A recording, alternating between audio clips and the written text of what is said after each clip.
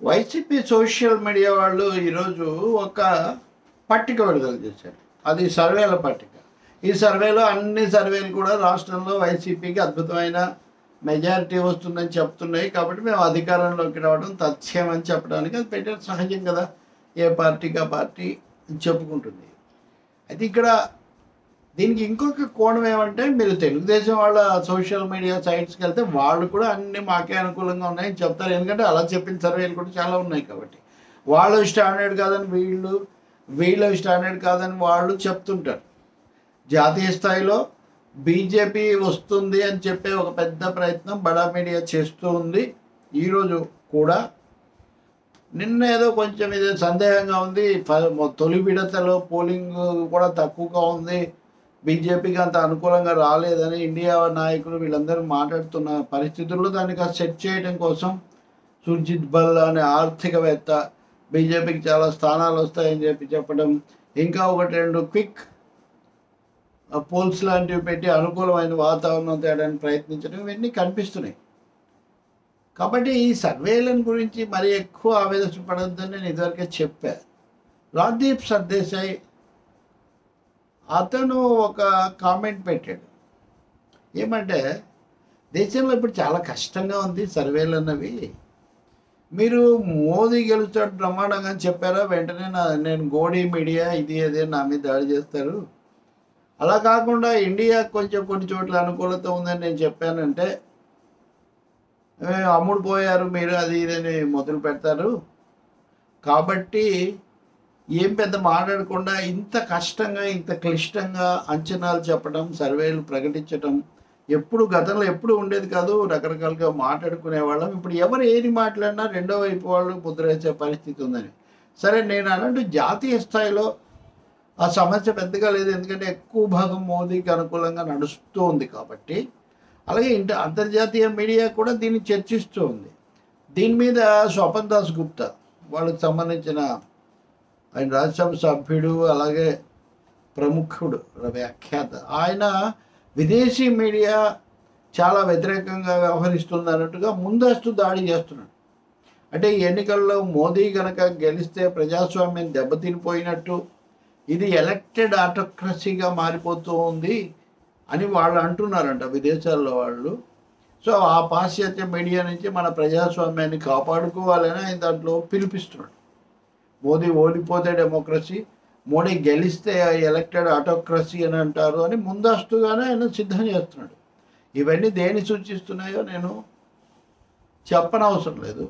అసలు బీజేపీకి ఇప్పుడు 300 స్థానాలు లేవు, 289 మాత్రమే ఉన్నాయని ఒక మిత్రుడు రాసిన వ్యాసం గురించి కూడా మనం గతంలో చెప్పుకున్నాం. Tough battle is going on. కానీ సర్వేలకు సంబంధించి ఒక అసాధారణమైన ప్రత్యేకమైన అనుమానాస్పద పరిస్థితి ఈ రోజున నెలకొన్నది అనేది మటుకు సత్యం.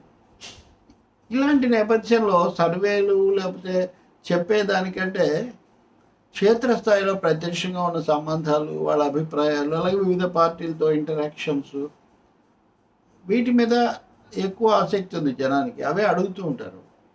నేను ఈరోజు కనీసం 4 పార్టీలకు సంబంధించిన వాళ్ళు, అలాగే 4-5 ప్రాంతాల వాళ్ళు, రాయలసీమ, ఉత్తరాంధ్ర, దక్షిణ కోస్తా, అలాగే రాజధాని అంటే అమరావతి ఆ ప్రాంతం, సో ఇటువంటి చోట్ల వాళ్ళు ఏమంటున్నారని డిఫరెంట్ పార్టీస్ ఇవన్నీ కూడా చెక్ చేశారు. అలాగే తెలుగుదేశంలో కూడా చాలా సీనియర్ అయిన నాయకుడికి కూడా ఇందులో, అలాగే పార్టీ మారి అటు ఇటు మారిన వాళ్ళని కూడా.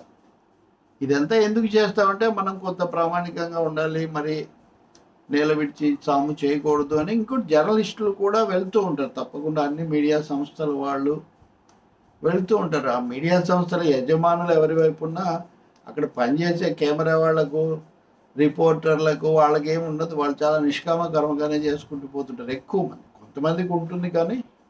సో ఇలా ఇవన్నీ చూసినప్పుడు ఏంటి అభిప్రాయం అంటే, ఉన్నట్టు చెప్పాలంటే చెప్పిన దాన్ని కూడా సందేహించండి, తప్పకుండా వ్యాఖ్యానించండి. కానీ జనవరి ఆ ప్రాంతాల్లో టీడీపీ జనసేన కలిస్తే తప్పకుండా గెలుస్తాయి, వైసీపీ దెబ్బతినిపోతుంది అని ఒక పెద్ద అభిప్రాయం ఉండింది. కానీ బీజేపీతో కలిసిన తర్వాత మటుకు ఆ అభిప్రాయం పూర్తిగా ఇప్పుడు లేదు. ఇప్పుడు అభిప్రాయం చాలా దెబ్బతినిపోయింది. బీజేపీతో పొత్తు మీద వ్యతిరేకత లేదా బీజేపీలో వ్యతిరేకత అని నేను చాలాసార్లు చెప్పా. ఈరోజు కూడా నేను ఇంకో వీడియో చేస్తున్నా. బీజేపీతో కలిసిన తర్వాత తెలుగుదేశం పార్టీలో అంతకుముందు ఉన్న ఊపు మాత్రం తగ్గింది. ఆఖరుకు లోకేష్ లాంటి వ్యక్తి కూడా దీన్ని పూర్తిగా మింగలేని ఒక పరిస్థితి తెలుగుదేశం పార్టీలో ఏర్పడింది. ఏదో ఒక విధంగా మెజారిటీ మార్క్ చేరుకుంటామేమో, అధికారానికి వస్తామేమో అనే ఒక ఆశ ఉంది తప్ప ఇదేదో థంపింగ్గా అతి ప్రభంజనంలాగా వస్తుందనే అభిప్రాయం లేదు. అలాగే వైఎస్ఆర్ పార్టీ విషయానికి వస్తే మొదట్లో చాలా అన్నీ మావే, మేము వైనాట్ 175 ఇలాంటివి పైకి మాట్లాడుతున్నాం, లోపల చాలా సందేహాలు ఉన్నాయి. అందుకే దాదాపు 80-90 మంది అభ్యర్థులను మార్చారు, చాలా ఇవన్నీ కూడా చేశారు. ఇవన్నీ అయిన తర్వాత సిద్ధం సభలు, మేమంతా సిద్ధం సభలు ఇవన్నీ అవుతున్నాక అటు ఎన్డీఏలో లుకలుకలు లేకపోతే అనే కొన్ని విభేదాలు పెరుగుతున్న కొద్దీ, ఇటేమో ఇక్కడ ఈయన ఒకడే కదా కర్త కర్మకరి, ఈ సభలు జరుగుతున్న కొద్దీ వైసీపీలో విశ్వాసం పెరుగుతోంది. ఏదైనా ఒక 120కి అటు ఇటుగా వస్తామని వాళ్ళు భావిస్తూ ఉన్నారు. దీంట్లో మళ్ళీ రీజనల్గా చూస్తే రాయలసీమలో బాగా వచ్చి, ఉత్తరాంధ్రలో కొంచెం ఎక్కువగా వచ్చి, కోస్తా జిల్లాలో ఒక భాగంలో ఎన్డీఏ వచ్చినా ఇంకో భాగంలో కొంత దాన్ని బ్యాలెన్స్ చేయొచ్చు. ఈ విధంగా మొత్తం మీద మాకు ఎక్కువగా వస్తుందని, కాబట్టి ఇక్కడ గట్టి పోటీ ఉంటుంది అనే అంశాన్ని ఒప్పుకుంటున్నారు. దగ్గరకు రావచ్చేమో తంటలు పడితే అని, తెలియని వ్యతిరేకత ప్రజల్లో ఉంటే అని ఎన్డీఏలో తెలుగుదేశం వాళ్ళు భావిస్తున్నారు. జనసేన పరిస్థితి నిజంగా అయితే కొంచెం తికమగ్గానే ఉంది. బయట పోయిన వాళ్ళు పోగా, పవన్ కళ్యాణ్ పర్యటనలు ఇవన్నీ క్రమబద్ధంగా జరగాలి, ఆయన మాట్లాడే థీమ్ కూడా ఇంకొంచెం క్రమబద్ధంగా ఉండాలి అనే అభిప్రాయం ఆ పార్టీ వాళ్ళల్లో ఉంది. ఇంకోటి సోషల్ ఇంజనీరింగ్ మీద చాలా నమ్మకం పెట్టుకున్నారు వాళ్ళు. కానీ జగన్ బీసీ కార్డు ఎక్కువగా వాడడంతో, ఆయనకున్న అధికార వనరులు వీటన్నిటితో తెలుగుదేశం పార్టీకి ఏమో ఆ విధమైన ఇది లేకపోవడం వల్ల జనసేన వాళ్ళు ఎక్కువగా ఆ బాధ్యత భుజాన్ని వేసుకొని తిరుగుతున్నట్టుగా కనిపిస్తుంది. ఇంకా బీజేపీకి అసలు ఏమీ హోప్స్ లేవు. ఎవరైనా ఎవరో ఒకరు ఉండాలి కదని మేము పెట్టుకున్నాం తప్ప ఇంకోటి కాదని. సో వీళ్ళ అభిప్రాయం ఇలా ఉంది. జేడీ లక్ష్మణ్ ఆయన కూడా ఒక చిన్న కూటమి ఆయన కూడా పెట్టుకున్నారు కదా కొన్ని చిన్న పార్టీలతో. ఆయన కూడా తన అభిప్రాయాలు ఆయనకు ఉన్నాయి.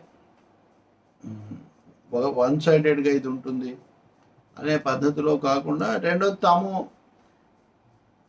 నిలదొక్కుకోవడానికి ఈ ఎన్నిక ఉపయోగపడుతుంది, ఇప్పుడున్న డబ్బు బలం ఏమైనా ఉన్న దాంట్లో తాము వెంటనే కాకపోయినా నెమ్మదిగా మంచి పద్ధతులు ఇవి పెంచవచ్చు అనే అభిప్రాయంతో ఆయన వెళ్తున్నట్టుగా ఉంది. కానీ కొంత నిరుత్సాహం అయితే కలిగినట్టుగా ఉంది. కానీ విశాఖపట్నంలో కనీసం ఆయన, నేను ఎమ్మెల్యే అయినా వస్తాను, పవన్ కళ్యాణ్ కలుసుకుంటానని ఆయన అంటున్నారు. కానీ అక్కడ టీడీపీ అభ్యర్థిగా ఉన్న భారత్ లోక్సభ అభ్యర్థి జేడీకి ఇదివరకు ఉన్న క్రెడిబిలిటీ, విశ్వసనీయత ఇప్పుడు లేదని కూడా ఆయన కామెంట్ చేశారు. సో ఇలా ఒక మిశ్రమ దృశ్యం కనిపిస్తుంది. అంటే నేను బ్రాడ్గా చెప్పాను విషయాలు, ఇంకా వీటిలో ఒక్కొక్కటి మనం క్రమ పద్ధతిలో భవిష్యత్తులో చెప్పుకుంటూ పోదాం.